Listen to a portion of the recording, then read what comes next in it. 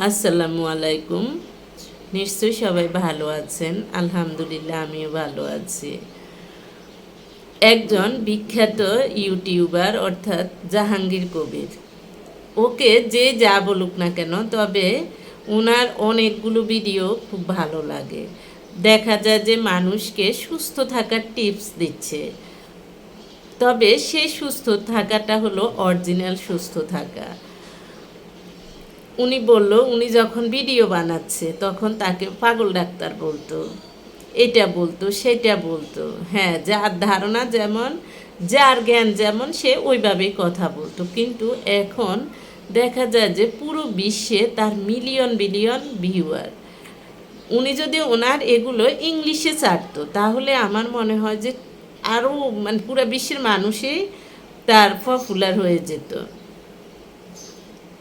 কারণ তার কথাগুলো মানে বিভিন্নভাবে চলার টিপস, বিভিন্নভাবে কিভাবে রোগ থেকে নিরাময় হওয়া যায়, এগুলো যেভাবে বলতেছে খুব যুক্তিসঙ্গত, এমনকি ভালো। আবার আরও অনেক ইউটিউবার বলে যে আমরা যখন ভিডিও বানাতাম তখন মানুষ আমাদের সাথে মিশতো না, আমাদেরকে বিভিন্নভাবে ছোট করে কথা বলতো, কিন্তু এখন যখন দেখলো যে আমরা তাদের চেয়ে অনেক ভালো আছি, আমরা টাকা ইনকাম করতেছি, আমরা ভালো আছি, এখন মানুষ আমাদের সাথে সেলফি তুলতে আসে, আমাদেরকে বিভিন্নভাবে আমাদের সাথে মিশতে চায়, অথচ এর আগে আমাদেরকে অনেক ছোট করে কথা বলছে।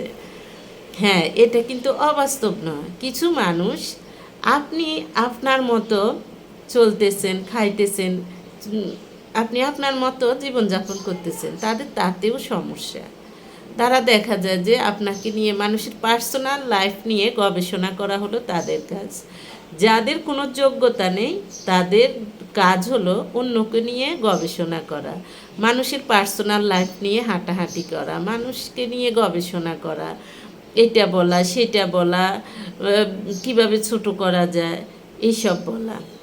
তো এইসব হলো, যার কোয়ালিটি যেমন সে তেমন কথা বলবে, পিছিয়ে থাকবেন না। যেমন জাহাঙ্গীর কবির, আরও অনেক ইউটিউবার বলল যে তারা পিছিয়ে যায় না, যে যাই বলছে তাই তারা সফল হয়েছে।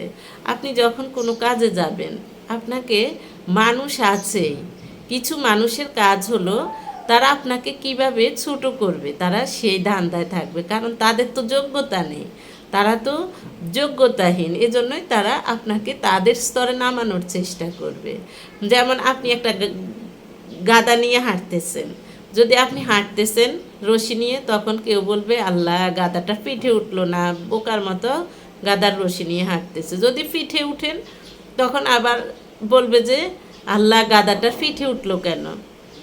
আবার যদি পিঠে, এইরকম আপনি যাই করেন না কেন, একদল মানুষ আছে সমালোচনা করবে।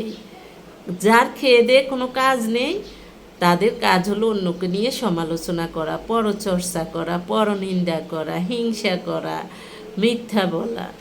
এগুলো কোনো যোগ্যতা সম্পন্ন মানুষের কাজ নয়। তাই মানুষকে পারলে সাপোর্ট করবেন, না পারলে কখনো খারাপ মন্তব্য করবেন না। যে যার মতো এগিয়ে যাক। আপনি কাউকে নিয়ে যখন আপনি খারাপ মন্তব্য করবেন, সে তা করে নাই কিন্তু আপনি মন্তব্য করেছেন, এই পাপটা আল্লাহ আপনাকে দিয়ে করিয়ে ছাড়বে। এটা আমার কথা না, এটা কোরআন হাদিসের কথা। আপনি দেখা যায় যে কারো নামে খারাপ কথা তুলেছেন, আল্লাহ এই কাজটা আপনার মৃত্যুর আগে আপনাকে দিয়ে বিভিন্নভাবে করিয়ে ছাড়বে, হয় আপনাকে দিয়ে, না হয় আপনার সন্তানদেরকে দিয়ে। তাই কারো নামে দুর্নাম রটাতে, মিথ্যা অপবাদ দিতে সাবধানে দিবেন, কারণ এই কাজগুলো আল্লাহ আপনাকে বা আপনার বংশধরদেরকে দিয়ে করাবেই জীবিত অবস্থা।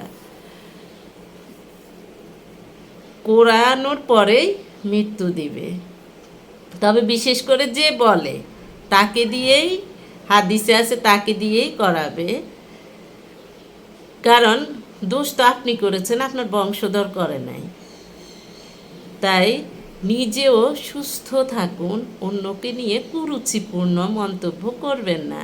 অন্যকে নিয়ে আপনি একটা খারাপ মন্তব্য করবেন মানে আপনি কুরুচিপূর্ণ মানুষ।